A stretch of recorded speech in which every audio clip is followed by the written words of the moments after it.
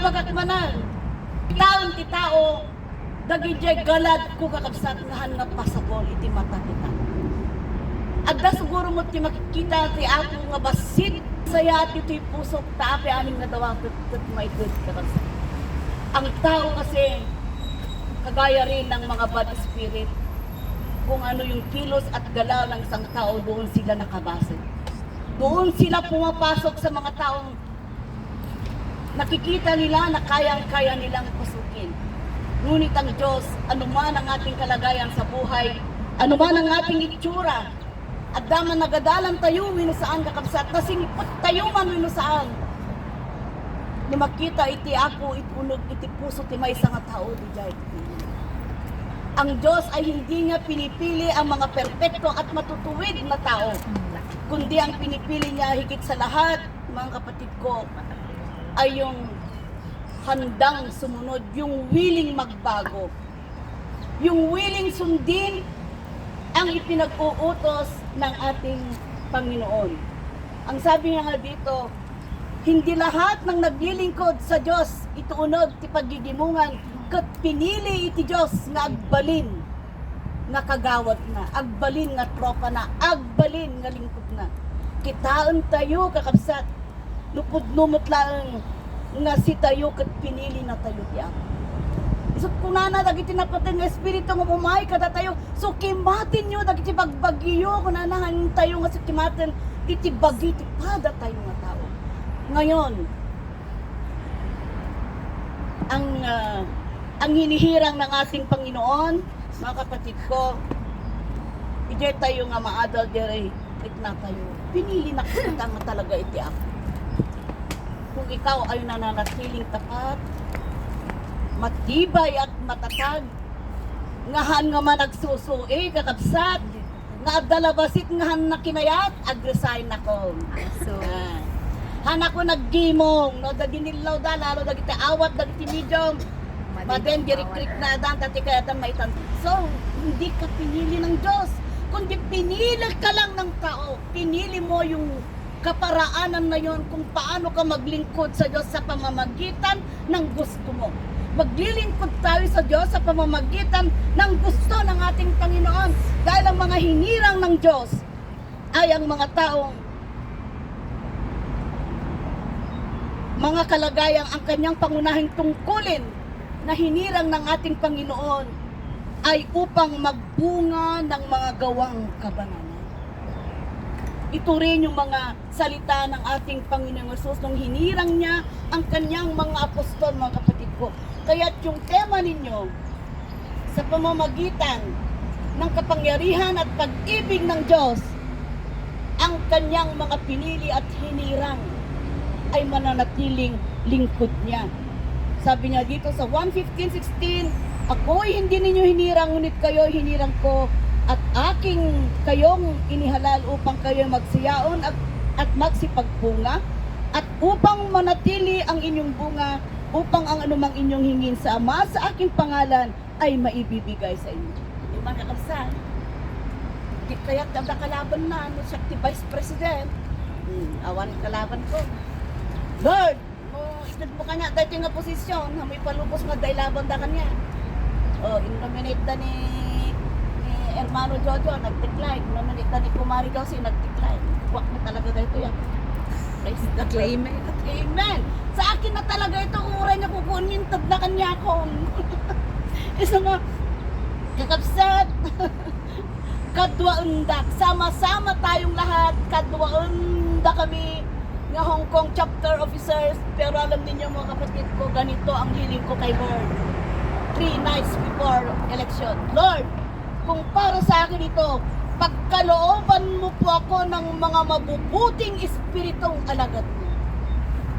So nga dagiti na i-declare, nakakadwag iti chapter administrative na kansat, sila yung mga mabubuting espiritu na alagad ng Diyos na talagang itinalaga niya upang samahan ako sa gawain. Hermano Eduardo, expected ko siya maging Vice President. Mamin anong kakatungtungan, inspector kahit ko na na. Indurunda nga Vice President, nangabak. Kanyo ba ang kakabsat? Because that is God's will. Yeah. Kasagutan yan. Hindi ko kagustuhan, pero sagot yan ng ating Panginoon. Kaya anuman ang ating hilingin sa kanyang pangalan, kung tayo ay totoong naglilingkod sa Diyos, ay kanyang ibibigay. Uri kasano itiritrigat, itibiyag. Itupod mo nga soldado, iti apo, they will never give up. They will never quit. Kuna nangarod nga, datapwat ko na. Kayo isang lahing hirang, isang makaharing pagkasargote, bansang banal, bayang pag-aaring sarili ng Diyos, upang inyong ipahayag ang mga karangalan niyaong tumawag sa inyo mula sa kadiliman. Sa kanyang kagilagilalas na kaliwanagan na nang nakaraang panahon ay hindi bayan. Tatapat ngayon, bayan ng Diyos na hindi nagsipagkamit ng awa. Tatapat ngayon, nagsipagkamit ng awa. Tatayo, iti inikan, iti apo, iti ayat, ken si kakabsat. Nagmayat, kay surat nga na ito ka datayo. Ngayon muna nga po na, ti panagayat, ti pagsayaatan, ti panagayat, ti padatao.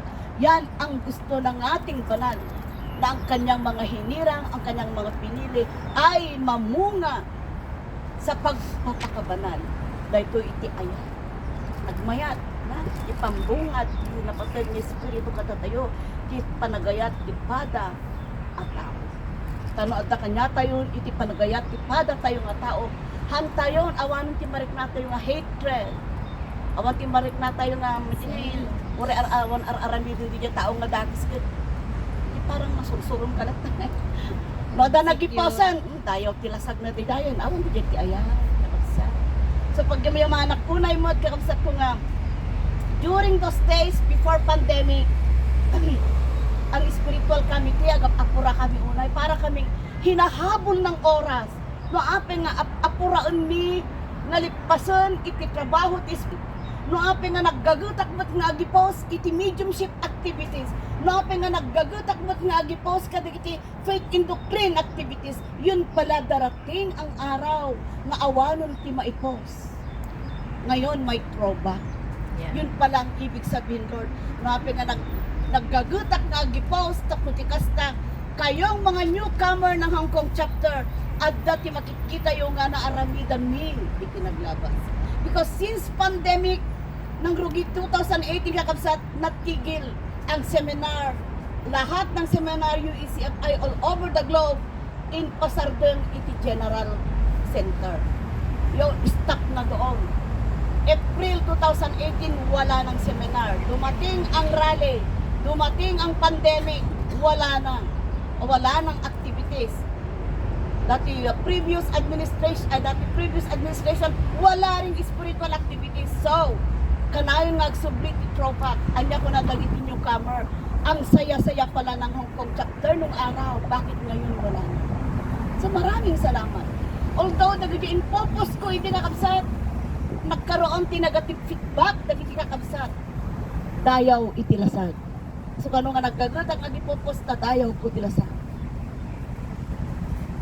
Naalaon tayo ti positive reason na kakabsat, dayaw iti Hong Kong chapter. Tano makikita dagiti spiritual activities nga na-post iti Facebook, anya ko na dagiti kakabsat tayo ti other countries. Naggasat ti Hong Kong chapter na nagkagagat kayo. So amin nagiging lessons ti spiritual committees na i-forward Singapore, Taiwan, Italy, Paris, kakabsat, dinawat, iti USA, dinawat da amin dagidyan. Tanoawan ko mga dagita nga post nga nakikita da haan nga naipan ti other countries kakabsat dagiti nayag-adan para kayo.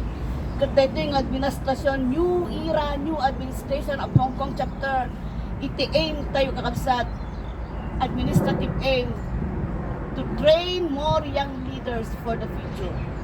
Ang ating spiritual aim, ipalaganap ang ating pananampalataya, ang doktrina. So non-stop. So nag-ready kayo kakabsat, nung nagsagot kami ti previous, nagagot kami tata. Samahan ninyo kami. Gusto nga, ag-meeting kami no 4th Sunday General, umpisa na yan, wala nang rest. Nanggagyo. Wala nang rest, yung ganas ko, walang rest. Kakabsat ni Vice President tayo, nagkagot mo tata. So natin spiritual committee chairman. So wala ring rest yan sa pagbabible committee. So aguma kayo matata. Padaydayaw iti Apo, iti soldado ni Apo nga talaga never quit, never surrender. Ura niya dagiti mapaspasa magkakabsat no maupay kayo. Kita ang daklangan. Tamanipod pa hindi ko nag-gera-gera at tibalang magdaklan. Mas of taking into no fourth Sunday. So nga, mano kayo ng officer to attend? Yung local? Mano? Kasi baka kurang namin din yung sagana ko, mga 8, mga kinalang di jay. 8. So, kita-kita tayong lahat sa Queensway. At dapay gayam tin may sa nga danon ko kakabsat, at dati awit ko nga danong, nga dayta nga danong, into tinapakid nga espiritu. Hindi na minsan pa lang nga December, nga amin nga surutin nyo, kung nanakadbak ni Hermano Eduardo, tanyo makikipspekin nga yung ganag tungkulik, at nagtaday ito yung nyawat na kada kami, dahito nga danong, kung siya kinangigulin. Amin nga surutin mi nga sentro, amin nga surutin ko nagtamani, kung dinayawat ka nga dahito yung nga tanong, manmano kami magkuyugan, masapol nga maitipno kadagiti pagginuman nyo. Taday to'y adon dagiti na ito kakabsat idasar pun kumanon madamdama di nga danom nga makonsagraran manon nga isuti pagbibingayan nyo nga isuti inted iti Espiritu Santo kakabsat ket at dapay ti 1, 2, 3, 4, 5, 6, 7 may kawalo kayo nahampay nga nagkan so less OPD kadapay ito ngahan nga naparaburan day nga tanong kakabsat ulitet manon iti panagbalay kita yung kumakas may nga soldado iti ako happy 9th anniversary kanyo man 9 years old kayo na kailan lang iti imbagata nga handa kayo nga ma-affiliate yung kong chapter ka eksakto nga bunbunutin da dyang ipon ko walo nga ngipon ko na yun man hang nakasaktan ng imbagata nga na i-report nga handa kayo nga inaccept yung kong chapter ka di dyan tinasakit hangad di dyang ipon ko nga napulot-punutan year 2000 remember nga talaga sa 2015 tita handa mo kita nga na-affiliate ko na ni Olive Kurayak lang naggustoy nga nakabasa din yung text na man narimana hindi nga bunbunutan dahil so nga congratulations OPG congratulations mo kini Hermana Olive tayo tamaysa nga nang hirap laban with ka na kayo kakabsat with Oreno DJ Pilipinas sila lagi po lata iti little nook na kung na our little nook so dahil ito yung little nook na awagan na little nook na iso nga ang tuloy tayo kasi kung na ito soldado ni Apo ura niya dagiti pasamak tayo unaon tayo nga una ore kasano itiriripok nga tong turn nakpay ang madamdama kayo kung ayo kakabsat ulitin manan God bless us all madaydayaw iti Apo itakang kanirayon amen.